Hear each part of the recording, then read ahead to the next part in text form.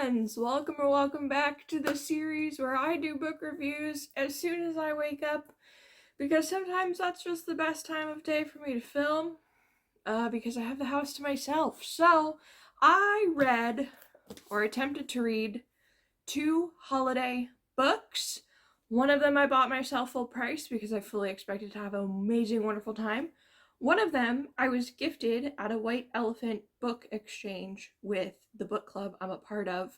Knew nothing about beforehand and just thought I don't know, I got it as a White Elephant gift. What else can I say? So my ice maker has some things to say. So one of these books I DNF'd. And one of these books I'm rating 5 stars. I'm going to give you, the audience, a chance. I've been watching a lot of Try Guys videos, so that's why I said the audience instead of watchers. I don't know.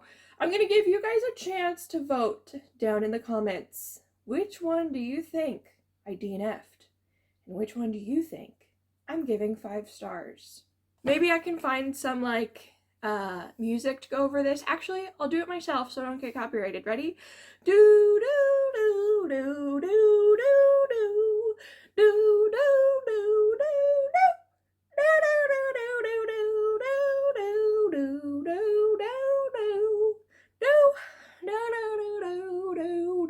do. Nailed it. Okay. We're gonna start with, now I'm so out of breath. We're gonna start with the book I DNF'd. You're gonna find out if your guess was correct. Are we ready? Oh no! So this year I DNF'd How My Neighbor Stole Christmas by Megan Quinn. I will preface this by saying I made a whole post on Blue Sky about how I was really not enjoying the book that I was reading, but I paid full price for it, so you better believe I'm gonna read the whole thing. That's still true. I do still want to read this whole book. I just think I'm going to save it for next year. I was so excited to read this literally from right before Christmas through Christmas. Christmas Eve, which is the day that I'm filming. Christmas Eve, which is tomorrow as of the day that I'm filming. And Christmas, which is the day after tomorrow as of the day that I'm filming. Can you tell what day it is? I was really excited to read this book during that time of year. I don't think I should have done that because I know myself, and I even said this when I was talking about Kennedy Ryan's book Real when I did my library haul, how this time of year I can get really, all my emotions come up. It's not really like a seasonal depression, it's a very much holiday specific depression, and I get really anxious and I get really upset and just I'm on edge. So I should not have saved this book for this specific time of year. I was reading holiday arcs in November and having the best time with them, and I really should have picked this up in November. So I'm gonna do that next year. Here are some of the reasons I DNF'd it this year, in addition to what I've already talked about. The Grinch is my favorite Christmas movie. I was expecting a lot of themes and elements to match up with the Grinch, and I was having a great time. In the beginning, I was having a very good time within the first chapter, and then it kind of went downhill. So we have a best friend character whose name is Max. Obviously, that's the same as the Grinch's dog. We have Martha and May, who are 2 women who live in the town. We have Cindy Lou, who is a great aunt now in this story, and we have her 2 nieces in town, the one niece being our main female character. And then we have the grumpy old guy who's not actually old, he's just in his 30s, and he doesn't like Christmas because his parents died on Christmas, and he's our male main character. So our male main character is not terrible. I don't really have any positive or negative feelings towards him at this point. He's just kind of neutral and what I would expect from this character. Our female main character grates on my nerves. I find her so unlikable. I find her so annoying. She's 28 but incredibly naive and just dumb. And it's not an enjoyable quality in this character. And it's just sort of perpetuated over and over and over throughout this story because she used to go back and forth from this town, and there was a really specific thing that she kind of missed and no one told her about. So she's just like out of the loop of this really big thing everyone else knows, and it makes her look so stupid. And I don't enjoy that kind of like trope or plot device in this. The other thing about this story is it's a bit of like a trial story, which I mentioned recently I'm really tired of. And my videos are being posted completely out of order from when I record them, so you might not have heard yet that I'm tired of trial stories, but you will. Keep watching. I'm tired of them. And so in order to be like the #1 Christmas citizen of this town, they're going through these different trials and competitions to see who's going to win.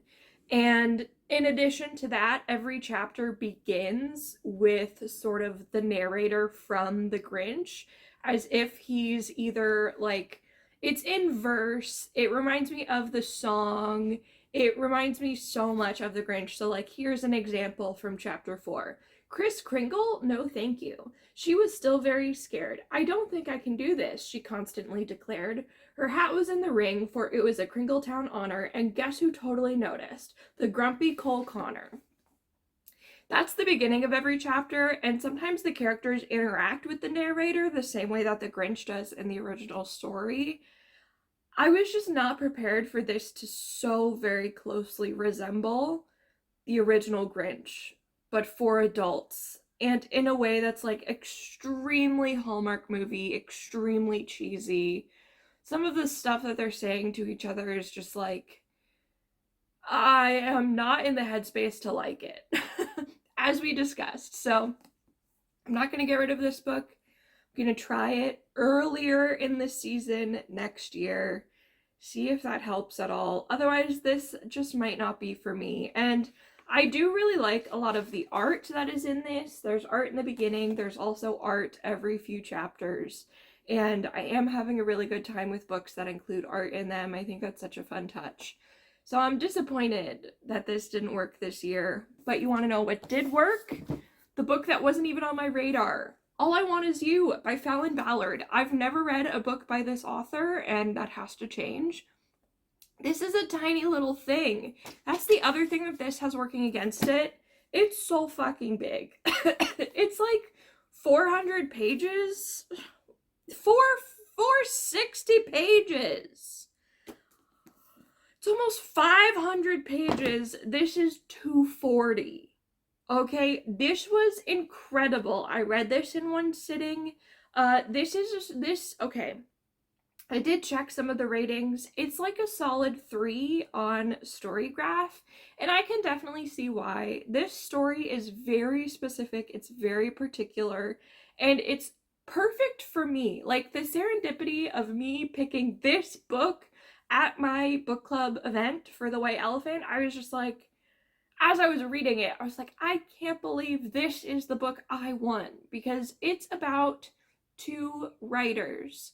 5 years ago, they started they were both part of a writing group. They were unpublished authors, and they became critique partners because they were sort of on the same level and writing the same kind of things. They're both romance authors. And then as they were working together, they started a relationship and they dated for 3 years. So they are coming back together, they're forced back together, they're both under the same publishing group. It's the Holiday Publishing Awards, and he is winning the Best Author of the Year award. She has been asked to present it to him, and she hasn't seen him since he broke up with her. So what this has going for it is romance writers. They're both writers. They talk a lot about writing their novels in this. They talk a lot about writer's block. They talk a lot about Christmas, and they eventually get snowed in at this hotel. This has the one bed trope for forced proximity. It has second chance romance. It has so many of my favorite things in it, and it's not overwhelmingly Christmas, and the very sweet thing about this is that we get to see all three of their past Christmases together. And there's so much of this story that absolutely broke my heart, because this is a lot of like, if I could dream of something for myself, this is very close to some of the things I would want for myself personally. So reading about that and seeing two characters actually like live out on the page what I've always wanted just kind of did me in. I cried 3 times in 250 pages, and 2 of them were just like me getting teary-eyed and tearing up. The one time in between that, I was ugly sobbing. I had to take my glasses off, I had to put the book down, and I just couldn't contain myself. And I think that's why this worked for this specific season I'm in, because I started this book, couldn't get into it, and I said, I got like 100, here's, my bookmark is still in it. I'm 168 pages in, so let's not say I didn't give her a chance, because I gave her a good old chance, okay? I put that book down, I picked this one up, and I was like, at the very least, this is short enough, I can have another book under my belt for 2024, and then it totally worked. And I think it worked because it wasn't just like all happy, and it wasn't just like someone's grumpy about Christmas. It was really rooted in this deep-seated emotional place. And there were some other things that like pulled on my personal heartstrings when it came to this book, with our main male character having moved from Ohio to New York to pursue writing. He talks a lot about how his family is very conservative. They expected him to follow in the family business of construction, and how hard it's been over the years to not have that family connection and bond, even though he would do anything for them if they ever needed anything from him, but for no one to understand him and for him to really not understand them. And the first person he met who understood him was the female main character.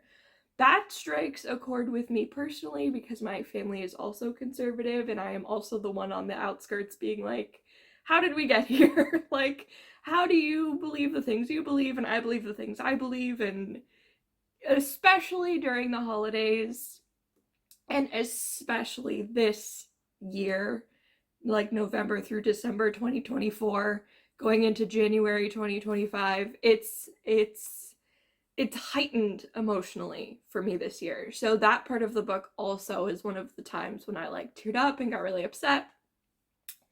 And it is what it is. So this is one of my new favorite books. I'm gonna be reading this every holiday season, and I'm definitely gonna look up. The author had, I think, 3 other books listed. I'm so sorry about my voice. This is just morning book review things. I loved this. I highly recommend it if you are a writer or author, or if you like stories about writers and authors, if you enjoy spicy times, if you want a good little, like, very cliche, they get snowed in, there's only one room left kind of situation going on. This was so cute. This was everything I wanted it to be and more. And I am so disappointed that this book didn't work for me this year. I don't have extremely high hopes that it will work next year, but I think my plan is better. I think if I start it earlier in the season, when I'm still on the Halloween high, as I call it, because Halloween's my favorite season, when I'm still living through the Halloween high, I think that's when I'm going to try this book, and it will set me up nicely to go into the holiday. Because even though it's super cheesy and cringe, I'm hoping that I'm prepared for that the second time going around, and it won't be as much of a shock, and as like, what are we doing here? I'll be prepared and I'll know what's coming. And then if I still don't have a good time with it, you know what I can reread? This book. Because it was so good. So that is my book review for you. I hope you guys had a very happy holidays. I'm sorry that this video couldn't get out earlier, but I was planning on reading these books like over Christmas. So there was no way to sort of tell you about them before Christmas, and I just got this one. So that's my review for these books. I'm going to put this one in front because that's the one I like the most. Thank you so much for watching today. I hope you have a happy holidays. I hope you have a wonderful new year. I think I'll have some videos out before the new year. I can't even remember. But either way, I'll see you there. Thanks for watching. Bye!